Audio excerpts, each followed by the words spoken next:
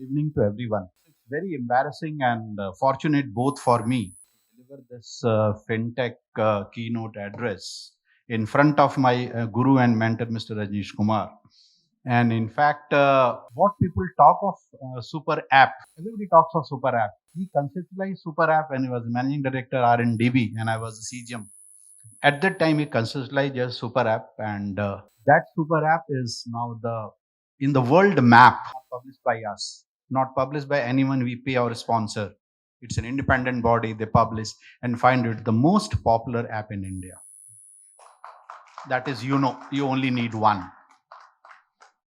Now, and I won't name Tata. Everybody comes with the talks of digital apps, but it SBI conceptualized under his leadership at that point of time.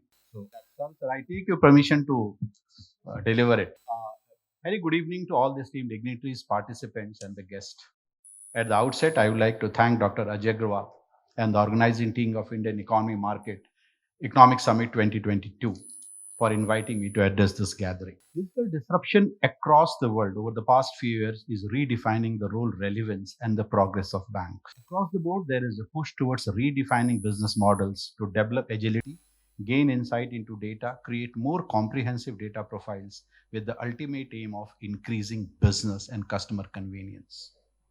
The digitalization of financial services has created a sea of new opportunities for new players in the financial industry. The fintech and startups, or tech fins, whatever name we call them, are handling tasks which were the mainstay of large commercial banks. From lending to saving, fintech companies initially dabbled into technology aspect of innovation and on gaining maturity are graduating to extending services on their own to end customers, thereby cutting the bank from the overall chain, trying to cutting the bank from overall chain itself by directly providing various products and services. While the banking space is being redefined by fintechs and introduction of new business model, the technology itself has advanced many miles ahead, leveraging the advances in the digital space. The confluence of these developments is leading to mind-boggling changes in the fintech space. See, conventional operating models with the traditional banks has been around 3 to 4 years back are giving way to a new age technology. Multiple avenues of interaction such as internet, mobile, tablets have veered customer away from the traditional channels of branches, ATM. In fact, what Mr. Mishra told us now, it's fintech revolution 4 because now we talk of the metaverse. Now we don't talk of this AI ML that's the past. In India, due to particularly this fintech evolution is much at a faster pace and advanced stage in India, and that is due to the trifecta of the government and the RBI initiative, starting with the India Stack, talking of the digital banking unit by the Reserve Bank of India, talking of the open banking APIs, and the latest two initiatives which you have read is the National Data and Analytics Platform, which is just launched by the Niti Aayog. It came into the paper, it will come. And the second is they are creating a common digital platform for the e-commerce companies, making things interoperable, democratizing the data. I feel that account aggregator and the National Data and Analytical Platform, when it comes, account aggregator is already in play, but when this data analytic platform comes into, say, they aim to democratize the access to public government data by making it interoperable, interactive, and available on a user-friendly platform. This also makes data inexpensive. Fintech landscape, if you see in India, is primarily evolving into three areas. Either fintechs are in payment and the remittance business. Some of the fintechs are into the process improvement, which improve the efficiency of processes to make them more agile and lean in terms of time, cost, and people. Maybe in a compliance and risk management sphere, fraud detection, cyber security. And third is the customer engagement. If you see the history of the fintech, they started with the payment and remittances, which are the technology part, but now they are moving toward the customer engagement. If you pay by UPI, around 2 years back, we used to say use UPI to pay. Now you say use GPay to pay, Google Pay to pay. Nobody says that use SBI account or SDFC or Yes Bank account to pay. So that's the customer engagement. They target customer by enhancing customer experience and convenience, you leading to self-consumption of banking services rather than dependence on standard mode of transaction. Number of examples: online marketplaces, mobile banking applications by the traditional banks also, various the lending apps. The payment space in India continues to be on the lookout for new opportunities to grow volumes so as to counter thin margins due to increased competitions. Lenders look out for customer behavior data with a need to diversify beyond core payments to create an interaction which is more relationship based than just transactional. The lending and the payment company model are starting to dovetail into each other as payment companies are monetizing their data to be consumed by lender models, while lenders are providing seamless credit facility at a point of sale to drive more transactions. Everybody talks of the payment related data. The reason is the payment related data is considered more reliable compared to the other alternate data source, or what we call it as unstructured data, for profiling an individual. The spends on e-commerce websites, apps, tax data, including your returns, property tax, professional tax, GST, etc., helps in painting a clear picture of the potential borrower, basically primarily a profiling a customer. Because now the time has come where we move to a hyper personalized offerings to my customer. Customer do not want to see what others see. Customer want to see what he wants. And all these data sets, based on these data points, the proprietary algorithms are used to assess not only the customer ability, but also, most important, the willingness to pay. Few of the banks, I think SBI is pioneer, we are moving into the concept of the data lake so that we can gather the unstructured data, filter the noise around the data, unstructured data, and come to a conclusion. The willingness to pay, that's also a very important aspect. This is especially useful in lending, as analytics performed on transaction data across all customer accounts, information that is crucial for credit assessment and decision making. Open banking will facilitate the development of innovative lending offerings and eventually facilitate a move towards a more customer centric business model. The open banking API or the API sandboxes which RBI has come, SBI also is trying to build the open APIs. Is primarily will increase the time to market, will reduce the time to market, will be very faster into the time to market, and then it will make things interoperable also. Fintech's lenders have capitalized upon the needs and pain points of the consumer across the lending value chain for uncomplicated onboarding, KYC process, prompt decision making, and instant disbursals in a seamless, automated, and personalized experience, particularly for small ticket credits and advances, which are most common among new to credit borrowers. All this is done by leveraging numbers of technology, whether you call it analytics, advanced analytics, machine learning, various names. The primarily how can we profile a customer? The shift from an asset-based data to a cash flow-based data, or asset-based lending to a cash flow-based lending, and other surrogate data from sources such as telecom, utility, social media, combined with psychometric analysis to evaluate ability and willingness to pay, is augmenting or substituting traditional sources to service credit invisible strata. The uses of alternative data rather than traditional asset-based data to determine the creditworthiness of an individual businesses is underpinning advantage of fintech lenders over traditional lenders.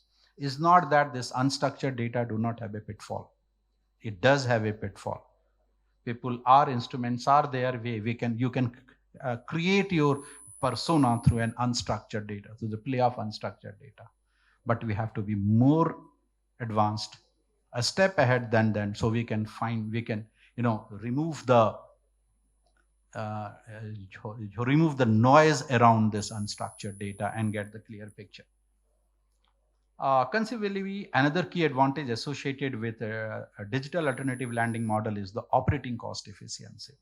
Traditional lending model, high overheads surfacing from a deeply entrenched manual processes are there, but the fintech lending models conversely do not require physical branch networks, are asset light, have technology enabled operating and business model which requires minimal human intervention, thus reducing manual operating cost. This enables fintech lenders to pass on the benefit of lower cost to customers, making their digital lending product more attractive and more available. I would like to give one example from SBI. We have an app, is our basically it's a digital bank per se. During the COVID and after the COVID also, the total book we land through what we call as a pre-approved personal loan. It's a click 4 times click on a mobile app, loan is credited into your account. Is around 50,000 crore book we built just in 2.5 years. I mean, leave alone the book and see the cost of operations is nothing. I think a single digital transaction cost me hardly a rupee. Even if I have a complaint management system, I add the security management system, everything I add and add and add and add. It cannot more than 30 to 40 bips of the entire system. NPS is far better than any of the best bank in the world in this PAPL pool because the analytical engine sits on that. We have been able to not only identify the amount but also willingness to pay. Obviously, we don't have the data like as of now, but based on the behavior, able to do. Now there with the multiple new models, I've given example, have emerged to boost credit supply, alternative credit scoring, data utilization, various source of data like transaction data. The point of sale is one of the example. If you're able to capture those data, you had it. A utility payment data can provide a micro and comprehensive view into how people transact with financial institution. I give you one example. It's a live example. In one of the data when we are filing out the PAPL, I was the CDTO of the bank at that point of time. So we just see that what is our electricity bill payment. It's coming. We make through the amount and the periodicity we are able to weed out is not an insurance premium. It will be an electricity bill payment. And from there we can very well identify the person of a customer. From the periodicity, we can see that this customer has a regular source of income. This customer has a willingness to pay electricity bill because normally people have a tendency to delay till go to the last date. So there are small things, data points which captured, and this is the case of a utilization of a data. Now, the most important is the new credit underwriting models. We have to go away from the traditional credit underwriting models to the new. While the fintechs are fast altering the banking landscape in India, not only the payment, some fintechs are coming into the insurance tech also. Fintechs are coming into the compliance function, regulatory, security. They are bits and pieces. Now the fintechs are also coming into the marketing area. We have just onboarded one fintech, which primarily is a marketing outfit. But they still face the few challenges: lower customer base. I won't say lack of customer trust, but it's a transactional trust. Absence of physical presence across the bank world, across the branch networks. Because when a consumer, that I call it as a complaint management system. So the complaint, if a customer something has failed in the digital transaction, he don't know where to go. So that's also fundamental. And primarily probably lesser focus on the risk mitigation policies. Less regulated and therefore exposed to a higher systemic risk, and they are short of sometimes sort of capital also. So while I have spoken about the disruption brought in by the fintechs in financial landscape and challenges they pose to traditional bank, there are certain challenges internally faced by the traditional banks also. Stringent risk and compliance practices by virtue of strict regulatory control regime. Though of late RBI is coming out heavily on the unregulated apps and the fintech industry also. Now, this has impacted the traditional banks in their adoption of cutting edge technology. Legacy system and used customer base render difficulty in replacing existing technologies with newer technologies. Heavy reliance on the traditional credit method. These are the few of the challenges traditional banks have, and we have overcome it. The key challenge in adopting a new technology for traditional bank is to change the mindset first and take the calculated risk in the product development, infrastructure, and support aspect. Again, here I would like to give an example. When it was launched into the bank, people are very skeptical about will work or not work. I'll just give you a few data points. Now have around 4.83 crore registered users. Average transaction is more than a crore a day. That's the speed. Now, how we should go ahead? I mean, it's not that the traditional bankers and the fintechs they fight amongst each other. No, I think the era has come for a collaboration and a cooperation, rather than anything. So, with a view to overcome challenges of fintechs and traditional banks and synergize between the two to cater to growing customer aspirations and widen financial inclusion, especially credit inclusion, collaborative strategies rather than competitive will be the way forward. Fintech and traditional banks are at an interesting inflection point. There is a clear decentralization of power. Fintech players have developed a strong foothold in financial service space, focusing on very specific points in entire value chain and extracting service delivery opportunities. Bank needs to leverage fintech expertise to deliver its product and services by using latest emerging technologies, either either with collaboration with the fintechs where the time to market is very very fast, or developing internally where it thinks that it is core to the heart of the organization. Use your artificial intelligence, cloud computing, big data, robotic process automation, voice technologies, NLP, biometric identity, robo advisors, chat boxes, and things and so forth.